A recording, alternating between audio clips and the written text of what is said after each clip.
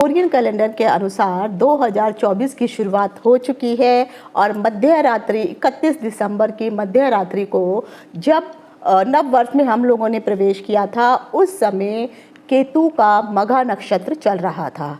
तो आज के इस वीडियो में मैं आपको बताने वाली हूँ कि आखिर नक्षत्र सिद्धांत के अनुसार 26, 27 नक्षत्र और 12 राशि के जातकों को क्या फल प्राप्त होने वाला है आने वाले अगले साल 2024 की मध्य रात्रि तक।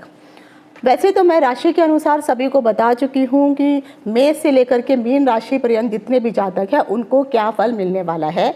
नक्षत्र सिद्धांत इसलिए बहुत अधिक महत्वपूर्ण हो जाता है क्योंकि एक राशि के अंदर तीन तीन नक्षत्र आते हैं, तो यह जरूरी नहीं है कि मेष राशि के तीनों नक्षत्र वाले जातकों को एक जैसा ही फल प्राप्त हो। तो इसीलिए आपको नक्षत्र सिद्धांत देखना बहुत अधिक जरूरी है कि अगर आप मेष राशि के अश्विनी नक्षत्र में पैदा हुए हैं, आपका राशिफल बदल जाएगा।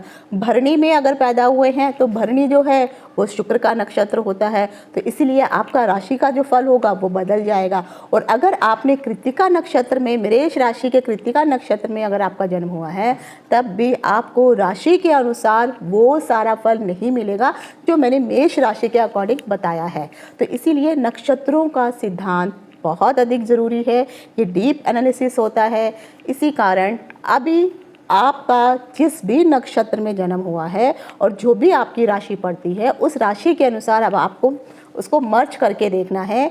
अगर मैं नक्षत्र सिद्धांत अच्छा बता रही हूँ, राशि के अनुसार अगर आपको शुभ फल नहीं प्राप्त हो रहा है, तो आप यकीन मानिए तो 50% अगर नक्षत्र शुभ बता रहा है तो आपको घबराने की ज़रूरत नहीं है।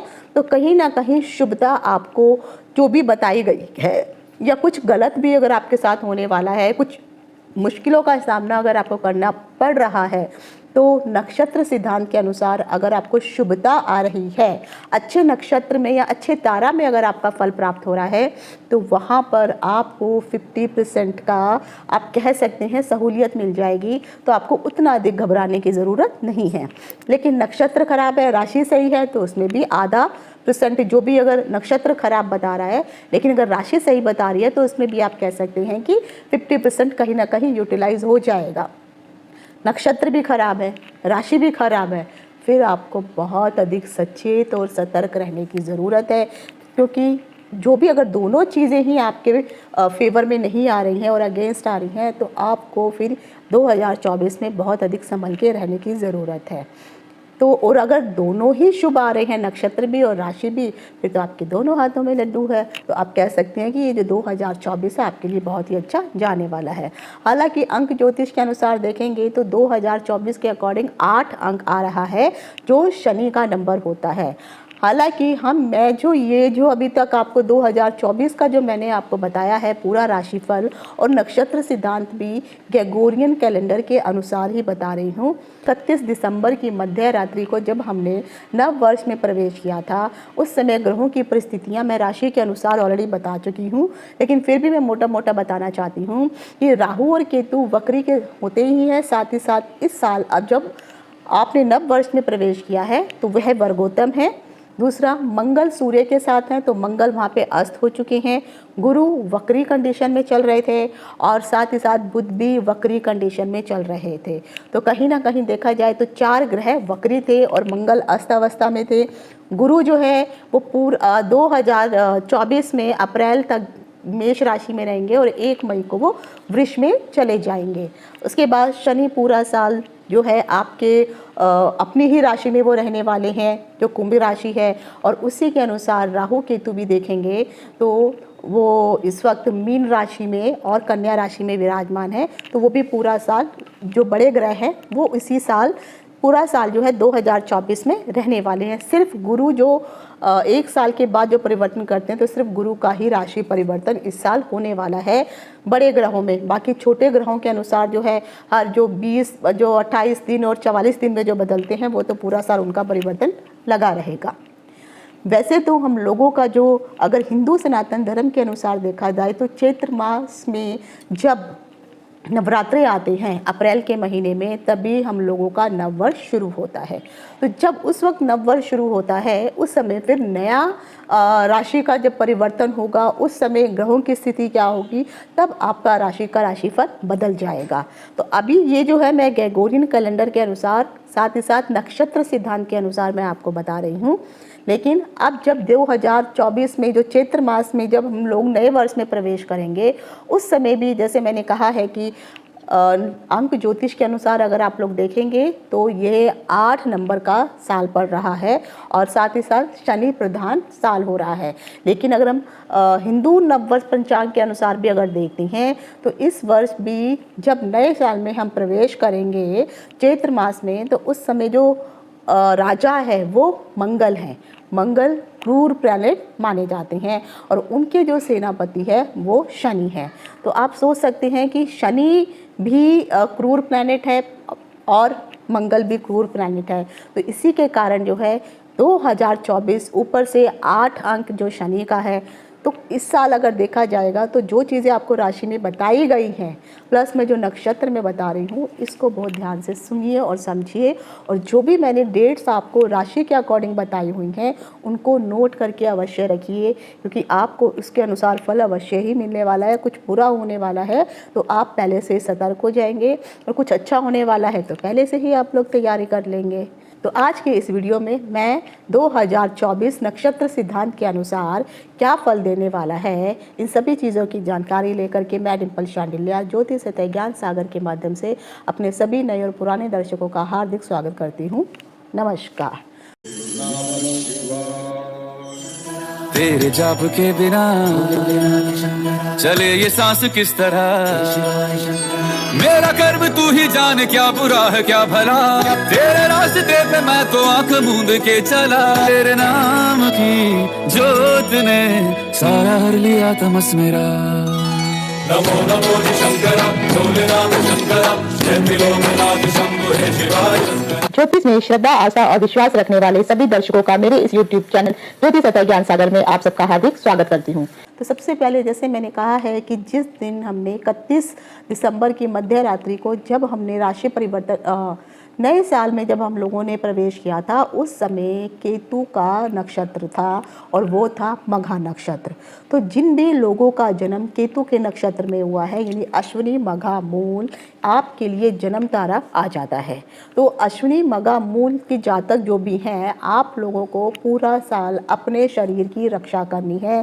केतु को अगर देखा जाए, ये एक्सीडेंट करवाने वाला, सर्जरी करवाने वाला, मारपीट करवाने वाला, चोट आदि इत्यादि देने वाला यह नक्षत्र होता है। तो कहीं ना कहीं अगर आप देखेंगे तो ये साल आपको पूरा साल अगले मतलब 31 दिसंबर मध्य रात्रि तक का प्रभाव आप इसके ऊपर आपके ऊपर जो है इनका रहने वाला है।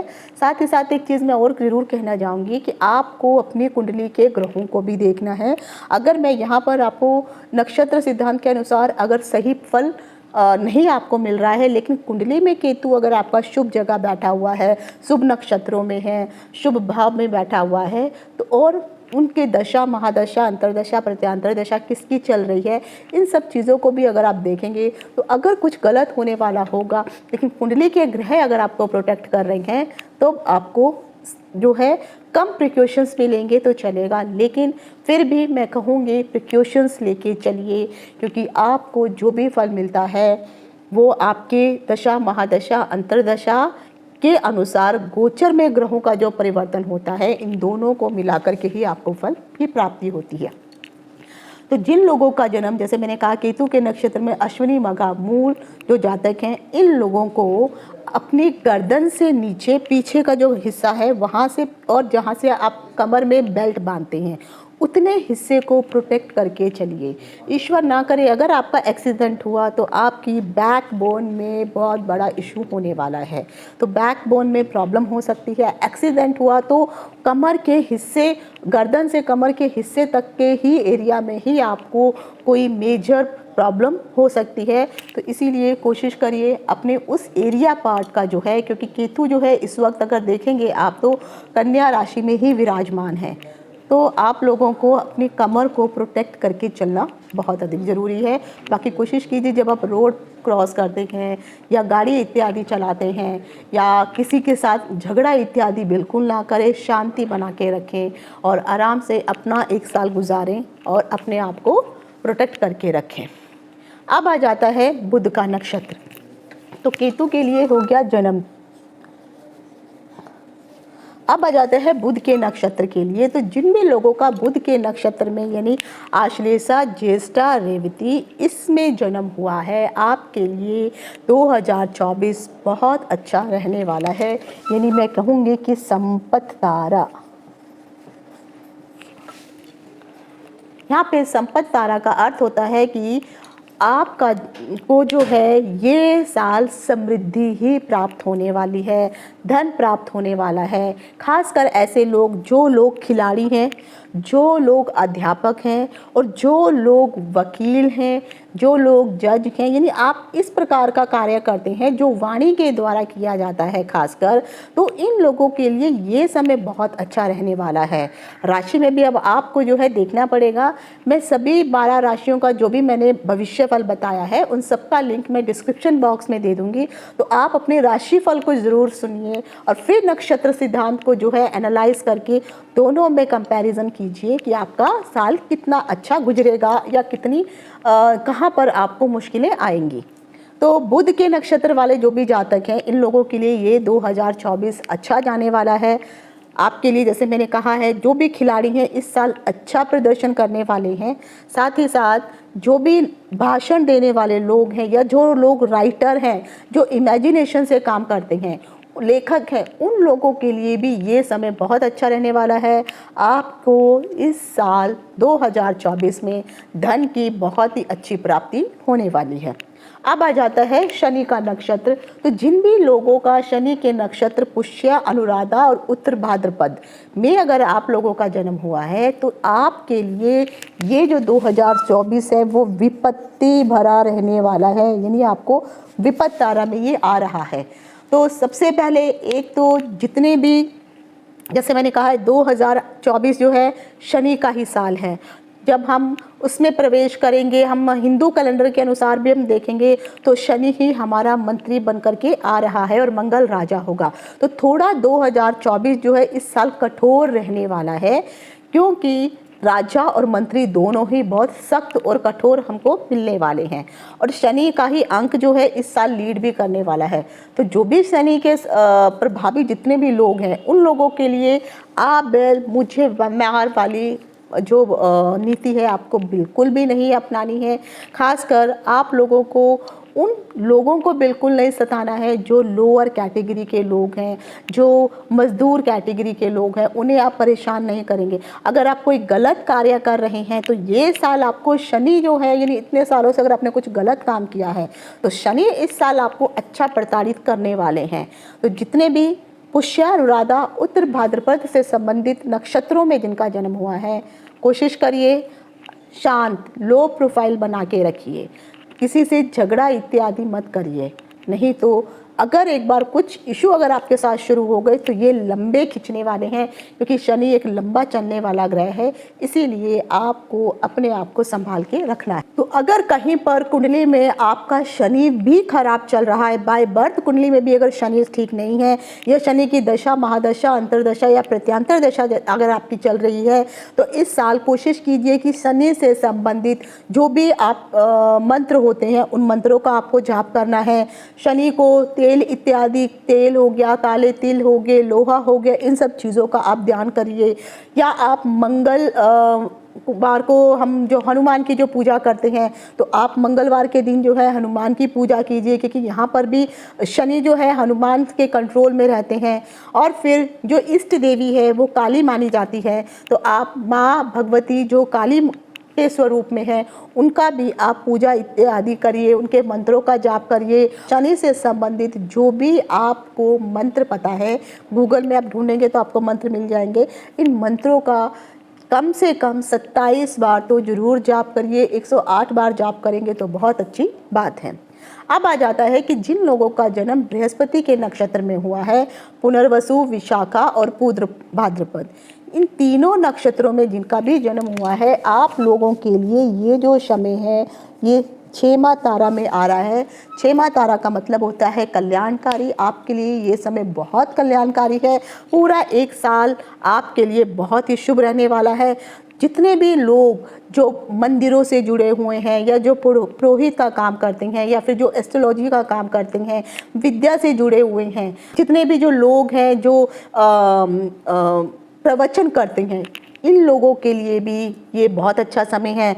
जो लोग गुरु से संबंधित कार्य करते हैं, यानी जो लोग जो हैं कार्डबोर्ड का काम करते हैं, प्रिंटिंग प्रेस का काम करते हैं, या फिर जो लोग मंदिरों में जाकर के पुजारी का काम करते हैं, इन सब के लिए जो समय है ये बहुत यदि कल्याणकारी है। गुरु भी जो है इस साल जो है अपना राशि परिवर्तन करेंगे और वो चले जाएंगे वृष राशि में। तो वृष राशि में जाने के पश्चात जो मैंने चीज़ें आपको बताई हैं, आपकी राशि के अनुसार प्लस नक्षत्र के अनुसार आप 100% मान के चलिए ये आपको प्राप्त होंगी ही होंगी। अगर कुंडली में गुरु की स्थिति अच्छी है तो ये बहुत अच्छा परिणाम देने वाली है। अगर कुंडली की कंडीशन ठीक नहीं है फिर भी आपको यहाँ पर गुरु जो जो चीज़ें प्रदान करते हैं, विद्या हो गया, विवाह हो गया, बच्चे हो गए, आपका मैरिज लाइफ हो गया, ये सब चीज़ें गुरु से ही प्राप्त होती हैं। आपकी हायर एजुकेशन हो गई, और बाहर अगर जाकर के आप अच्छे कॉलेज में एडमिशन लेना चाहते हैं तो इन सब चीज़ों की प्राप्ति जो है गुरु के द्वारा ही होती है। अच्छी बुद्धि, आपको विद्या, ये सब चीज़ें गुरु से प्राप्त होंगी। तो कुंडली में गुरु अगर थोड़ा भी अच्छा है तो 100% आपको ये सब चीज़ें इस साल अवश्य प्राप्त होने वाली हैं। जो लोग भारी किस्म के सामान का भी अगर कोई व्यापार इत्यादि कर रहे हैं तो आप लोगों के लिए ये समय बहुत ही कल्याणकारी है। अगर आप व्यवसाय कर रहे हो तो उसमें भी फ़ायदा होगा। अगर आप नौकरी कर रहे हैं और इसी से जुड़ी हुई है, बृहस्पति से गुरु से ही संबंधित है, तब भी आपके लिए ये समय बहुत अच्छा जाने वाला है। अब आ जाता है राहु का नक्षत्र।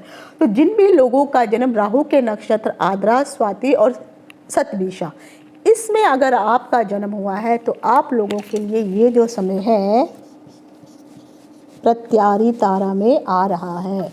यहाँ पर प्रत्यारी तारा का अर्थ होता है कि आपको मुश्किलें आने वाली हैं, बाधाएं आने वाली हैं। बाधाएं किसी भी प्रकार की हो सकती हैं। एक तो आपको जो है शारीरिक बाधाएं ज़्यादा होने वाली हैं। आपको जो है, क्योंकि राहु को अगर आप देखेंगे तो इस वक्त तो मीन राशि में है, जल तत्व की राशि में बैठा हुआ है, तो जल से संबंधित आपको शरीर में इश्यू होने वाले हैं। राहु किडनी का कारक भी होता है। राहु से, क्योंकि वो मीन राशि में है, तो पैरों में भी आपको इशू हो सकते हैं। तो जो लोग अल्कोहल का प्रयोग करते हैं, कोल्ड ड्रिंक, पेय पदार्थ इत्यादि, या कुछ भी ऐसी चीज़ों का सेवन अगर आप कर रहे हैं जो शुद्ध नहीं है, शुद्ध पानी अलग चीज़ है। अगर शुद्ध पानी का प्रयोग करेंगे तो आपको इशू नहीं होंगे, लेकिन पानी में बिल्कुल भी अगर मिलावट हुई तो आपको इस साल जो है मुश्किलों का सामना करना पड़ेगा। खासकर आपको किडनी से संबंधित कुछ इशू हो सकते हैं, किडनी में आपको प्रॉब्लम हो सकती है। तो जितने भी लोगों का जन्म आद्रा, शतभिषा और स्वाति में हुआ है, एक तो आपको स्वच्छ जगह पे रहना है, स्वच्छ खान पीन जो है जो भी है, और शुद्ध शाकाहारी खाना खाएंगे तो ज़्यादा अच्छा रहेगा। साफ़ सुथरे पानी का और भोजन का प्रयोग करें। और राहु से संबंधित जो भी है जुआ, जो भी लोग जुआ इत्यादि खेलते हैं, शेयर मार्केट इत्यादि में अगर वो पैसे इत्यादि लगाते हैं तो ये साल आपके लिए नहीं है। आपको मुश्किलों का सामना करना पड़ेगा, लॉस ही उठाने पड़ेंगे। तो कोशिश करिए कि आप जो है इन चीज़ों में, लॉटरी, जुआ, सट्टा आदि में पैसे ना लगाएं, और जिस तरह से ईश्वर ने आपको जिस भी काम के लिए रखा है, जो काम आप कर रहे हैं, उस काम में ही आप आराम से उस कार्य को करें, वरना आपको ये आने वाला साल बहुत मुश्किलों भरा रह सकता है। साथ ही साथ अपनी राशि को भी जरूर चेक करिए, उसमें मैंने क्या फल बताए हैं। अब आ जाता है मंगल का नक्षत्र। मंगल में आता है मृगशिरा, चित्रा और धनिष्ठा।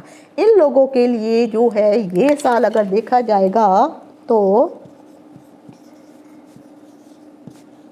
साधक तारा में पड़ रहा है। मंगल के नक्षत्र वालों के लिए सक्सेस जोन आ रहा है, साधक तारा आ रहा है, अचीवमेंट्स आ रही हैं, उपलब्धियां आ रही हैं। अब आप कुछ भी अच्छा काम करने वाले होंगे तो वहाँ पर आपको अचीवमेंट मिलेंगी। अब मंगल से संबंधित जो भी कार्य होते हैं, चाहे आप सेना में हैं, चाहे आप पुलिस में हैं या फिर आर्मी में हैं, इन सब से जुड़े हुए अगर आप कुछ काम कम कर रहे हैं या अग्नि से संबंधित आप लोग कुछ काम कर रहे हैं तो आपको सफलता प्राप्त होगी।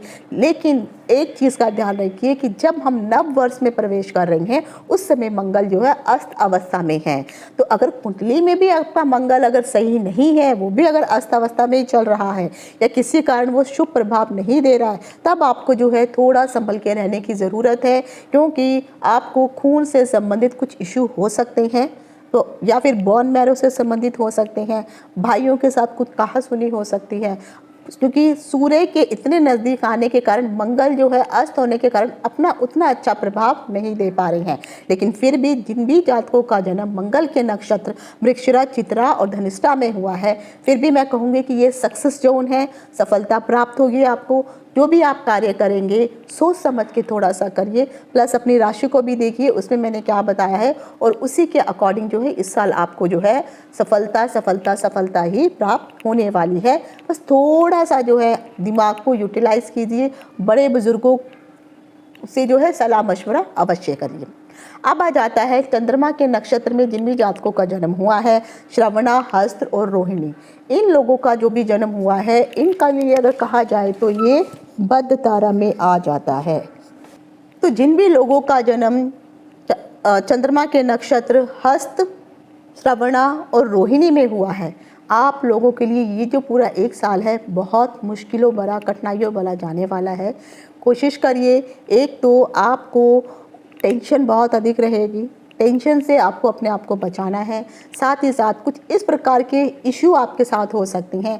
बद्ध तारा का मतलब होता है मृत्यु तुल्य कष्ट, और यहाँ पे मृत्यु तुल्य कष्ट का अर्थ यह बिल्कुल नहीं है कि आपको मृत्यु ही प्राप्त हो या मृत्यु के समान ही कुछ इशू, हेल्थ इशू हो, बल्कि आपका समाज में मान सम्मान भी डाउन हो सकता है, आपकी बेइज्जती हो सकती है, कुछ ऐसे लांछन लगा सकते हैं आपके ऊपर जो कार्य आपने किया ही नहीं है। तो अगर समाज में बेइज्जती होना, समाज के लोगों के सामने आपकी गर्दन नीची होना, तो ये भी एक तरह से देखा जाए तो मृत्यु तुल्य ही माना जाता है। तो कोशिश करिए, चंद्रमा के नक्षत्र वाले जितने भी जातक हैं, इस पूरे साल में आपको जो है शांति से कार्य करना है।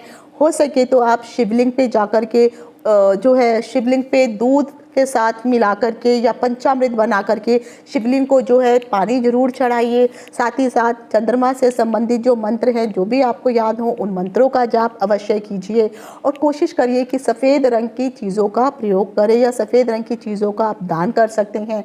सोमवार के दिन अगर हो सके तो आप सफ़ेद रंग के कपड़ों को पहने और शिव मंदिर में जाके ओम नमः शिवाय का जाप करें, चंद्रमा के मंत्रों का जाप करें, शिवलिंग पे जाके पानी अवश्य चढ़ाएं। तो इससे आपको जो है थोड़ी शांति मिलेगी, क्योंकि चंद्रमा मन का कारक है, उसी से ही अशांति भी होती है, उसी से शांति भी मिलती है। तो चंद्रमा से संबंधित अगर आप उपाय करेंगे, प्लस आपको अपनी कुंडली में भी देखना है कि चंद्रमा किस कंडीशन में बैठा हुआ है। अब आ जाता है कि जिन भी लोगों का जन्म जो है सूर्य के नक्षत्र में हुआ है, अब सूर्य के अंतर्गत 3 नक्षत्र आते हैं, कृतिका, उत्तरा फाल्गुनी और उत्तराषाढ़ा। इन 3 नक्षत्र जो हैं, अगर इस बार देखेंगे तो आपके लिए ये मित्र तारा में आ रहे हैं। मित्र तारा अर्थात आप लोगों के लिए ये साल बहुत शुभ रहने वाला है, शुभता प्रदान करने वाला है। खासकर जो भी लोग सरकारी कर्मचारी हैं, सरकार के साथ जुड़े हुए हैं या सरकार से जुड़ करके कोई कार्य कर रहे हैं, इन लोगों के लिए ये समय बहुत ही अच्छा रहने वाला है। जो भी लोग सरकार में रह करके कार्य कर रहे हैं, उन लोगों के लिए ये बहुत अच्छा समय है। अगर आप लोगों का जन्म सूर्य के नक्षत्र में हुआ है तो खासकर अगर आप कोई सरकारी नौकरी के लिए अप्लाई करना चाहते हैं, आपको इस साथ फ़ायदा होने वाला है। और ख़ासकर एक ऐसा जातक होगा जो आपके लिए गॉड फादर के रूप में वो सामने आएगा। अब वो जो जातक होगा उसका रंग थोड़ा साफ सुथरा होगा, उसकी आँखें जो हैं बिल्ली के जैसी हो सकती हैं, हाइट उसकी कम रहने वाली है, और सर पे है उसके जो बाल होंगे वो थोड़े कम बाल रहेंगे। तो अगर ऐसा कोई व्यक्ति अगर आपकी ज़िंदगी में आता है या मिलता है तो उस व्यक्ति का साथ आप मत छोड़िए, उसके साथ रहिए। तो वो सरकार से संबंधित कोई अगर आप काम कर रहे हैं तो आपको उसी के द्वारा जो है सफलता प्राप्त होने वाली है। कोई टेंडर इत्यादि भरना चाहते हैं या फिर आपको कोई कॉम्पिटिटिव एग्ज़ाम इत्यादि पास करना है, आपका अध्यापक ऐसा है तो आप उनसे पढ़िए। तो ये साल आपको जो है बहुत ही अच्छा होने वाला है, बहुत शुभकारी रहने वाला है। अब आ जाता है शुक्र के नक्षत्र। जिन भी लोगों का जन्म भरणी, पूर्वा फाल्गुनी और पूर्वाषाढ़ा में हुआ है तो आपके लिए ये जो समय है परम मित्र।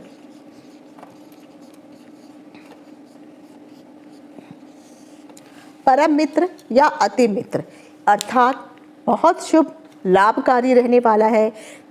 ये साल आपके लिए बहुत शुभ है, खासकर जो भी लोग आईटी प्रोफेशनल हैं, आईटी में काम कर रहे हैं, आपका इस वक्त पदवी जो है वो राइज होगी, सैलरी भी राइज होगी।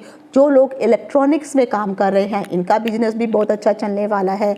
जो लोग फैशन इंडस्ट्री में हैं, जो लोग मूवी इत्यादि में काम कर रहे हैं, यानी शुक्र से संबंधित जो भी आप काम कर रहे हैं, चाहे आप कॉस्मेटिक का काम क्यों ना कर रहे हो, कपड़े बनाने का काम क्यों ना कर रहे हो, तो इन लोगों के लिए ये साल बहुत अच्छा जाने वाला है। तो शुक्र के नक्षत्र वाले जातकों के लिए सबसे सही मैं बोलूँगी कि बहुत अच्छा समय आपका जाने वाला है।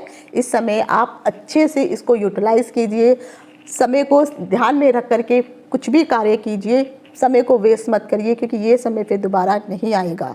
तो खास कर अगर देखा जाए तो इस वक्त जो है, जो सबसे ज़्यादा संभल करके रहने वाली है, तो केतु के जो नक्षत्र है आपको संभल के रहना है, शनि के नक्षत्र, राहु के नक्षत्र और सूर्य के नक्षत्र, इन 3 नक्षत्र वाले जो 3 ग्रह जो मैंने आपको बताए हैं, 1, 2, 3 और चंद्रमा 4, तो 4 ग्रहों का जो मैंने आपको बताए हैं, इन लोगों को बहुत ही अधिक संभल के रहने की ज़रूरत है।